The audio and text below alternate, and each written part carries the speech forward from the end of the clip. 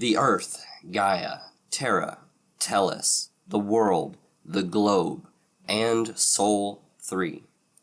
There are many different names for our home planet spread across multiple languages, all from different cultures which have different geneses for Earth. Here is the known scientific genesis of Earth from an historical standpoint. It all started roughly 4.54 billion years ago from the protoplanetary disk surrounding this young main sequence star called Sol. A protoplanetary disk is exactly what it says it is. Proto, meaning before, tells you that the word is talking about the disk of material that forms before planets have time to coalesce. This disk forms due to how stars are created in the first place. Now, our star can't be a population 3 star, which is a hypothetical type of star that is formed entirely out of hydrogen and helium, being the oldest form of star possible, because rocky planets need to form from metals and minerals, the rocky stuff. Our star also can't be a population 2 star because those stars have very little metals, but we're getting close. The next type of star is a population 1 star, a star composed of enough metals to allow a rocky planet to exist, because this will be incredibly important to our history. Planets will form because of slight variations in the distribution of material around a star, slowly forming over time. This distribution is, heavier elements are closer to the star, and the lighter elements are further away, mostly because of gravity. This is why Mercury is a metal/silicate mess, and Neptune is almost entirely hydrogen, helium, and some lighter trace chemicals like methane, ammonia, and water. There is also a good reason why the gaseous planets are bigger. There's so much more of those materials, so they're going to be bigger by default. Now we have a protostar with planetesimals orbiting around it. These planetesimals grow, consuming most of the matter in the protoplanetary disk, leaving only small rings of material called asteroid belts. Some hypotheses have stated that the moon was the result of a primordial cloud that formed Earth and also its moon. All of these simulations failed, however. They couldn't get the right properties, mainly the angular momentum that current-day Earth and moon has. The next hypothesis was a type of planetary fission, where an early larger Earth was spinning so quickly that its material was thrown off in such a way to create a moon. This failed because there was no combination of properties to eject a moon from the mass of the planet such that it would be similar to our current day setup. The last failed hypothesis that I will talk about before moving on to the most likely answer is the capture hypothesis. The idea is that 2 planetary bodies ended up in orbit around one another, but this failed simply because of how similar the Earth and the Moon are, and the fact that the Moon is much less dense than the Earth, which makes no sense if it formed the same way as other rocky planets. The most likely hypothesis today is of a massive impact between 2 planets, Proto-Earth and a Mars-sized planet called Theia. The great thing about this hypothesis is that it can easily explain the tilt of Earth's axis, why it spins so fast, and the fact that Earth's mantle contains large, dense blobs of material inside, giving a simple, elegant explanation of the moon's origin. So, around this time after the moon formed from the material blown away from the Earth-Theia impact 4.5 billion years ago, both Earth and the moon were a molten wasteland for another couple 100 million years. Life didn't form until another 500 million to 1 billion years later, when the planet reached a sort of equilibrium, calling the end of the Hadean Eon and the beginning of the Archean Eon. and the first era, called the Eoarchean era. The first simplistic life didn't have any form of DNA, much less RNA, and most likely formed from the autocatalysis of basic RNA-like polymers on clay in enzymatic pools. The hypothesis given from this article by Alberts B., Johnson A., Lewis J., and others explain how modern RNA is likely the product of many generations of mutations and necessities that made it the best suited for what life needed to begin existing with substantial efficiency. These early archaea and bacteria released methane as waste, giving the Earth a sort of thermal blanket for a while. However, things were about to change.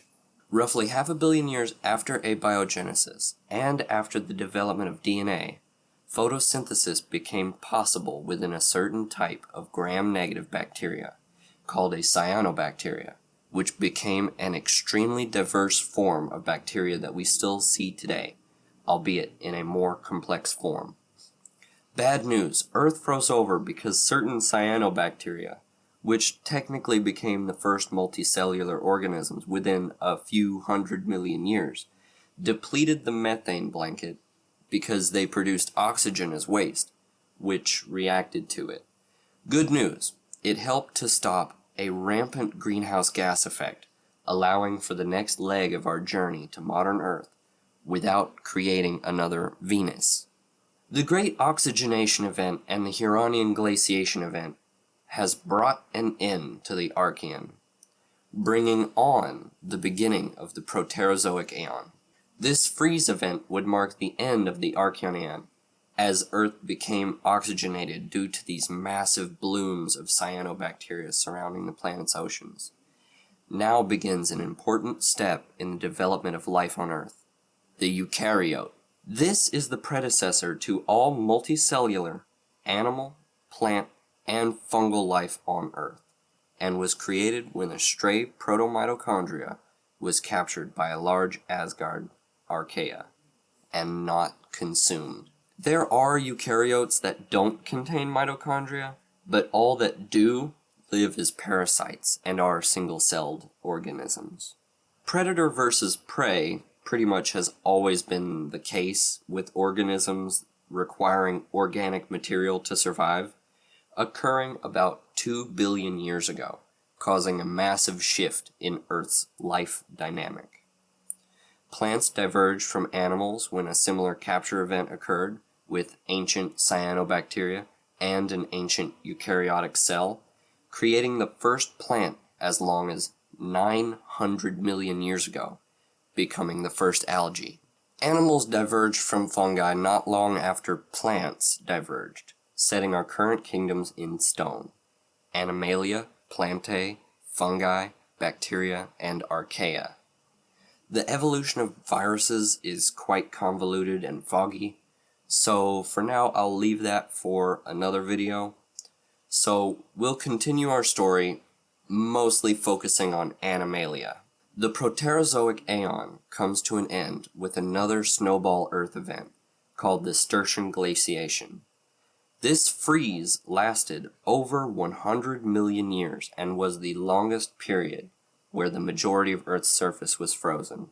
We've even discovered sea sponges, jellyfish, red and green algae, and even early bilaterians in the Neoproterozoic era, animals that are symmetric down the middle, like us. We've even discovered early terrestrial fungi during this time period, right after the Earth unfroze once again after the Cryogenian period.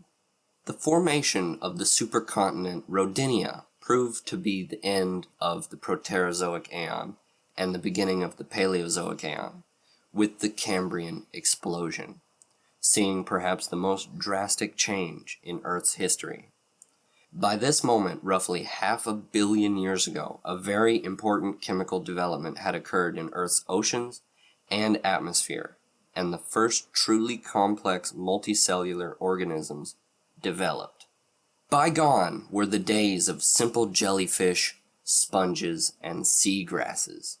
Now there were lichens and a large variety of oceanic fauna like corals, more varieties of sea sponges, and mollusks.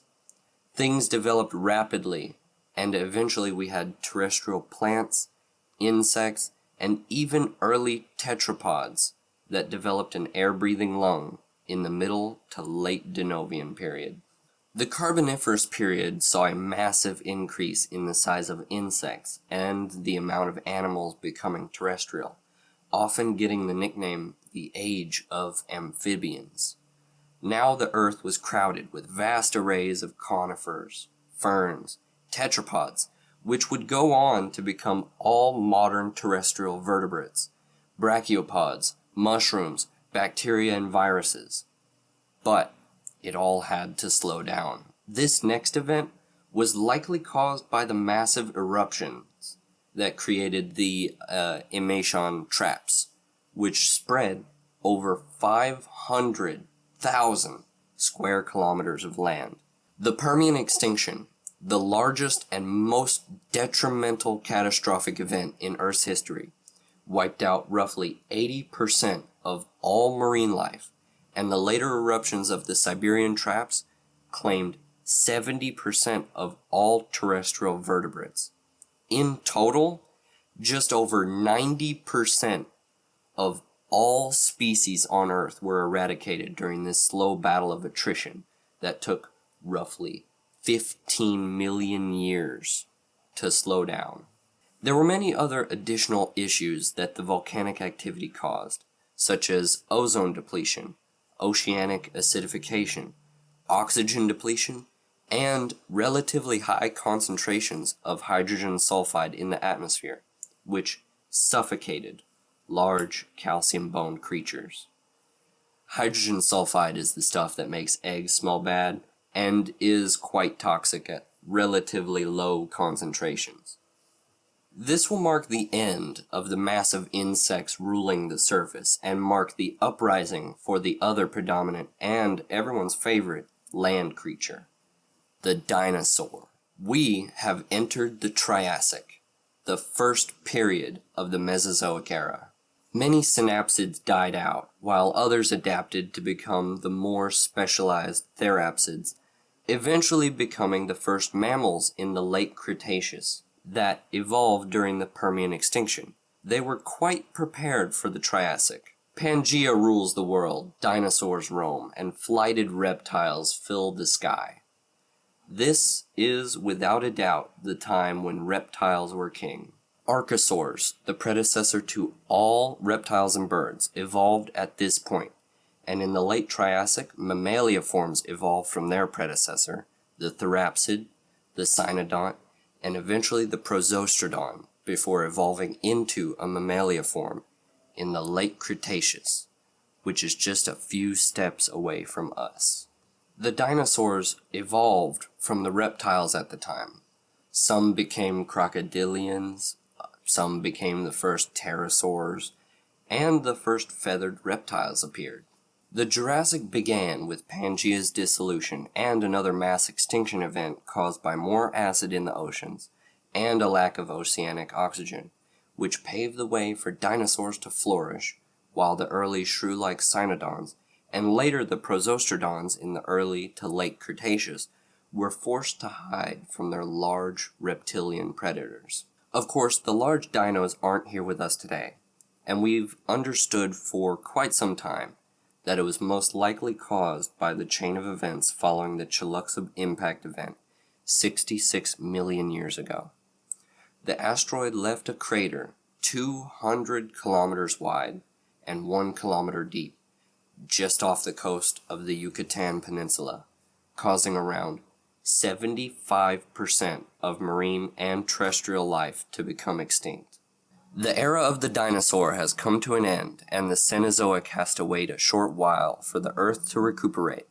But there is still some hope for our planet, as there is still plenty of life sifting through the ashes. Clearly this video has been horribly compressed due to the complexity of the topic, so that just means there will be more videos going into depth on a specific time period. History is very important to me, so I'll post more videos on it, and correct myself wherever I find myself to be incorrect, and eventually dive into human history and important contemporary events from our history. For the sake of statistics, like if you want to, comment to recommend to, and subscribe to get the best chance to get more of my content recommended to you. See you in a few days.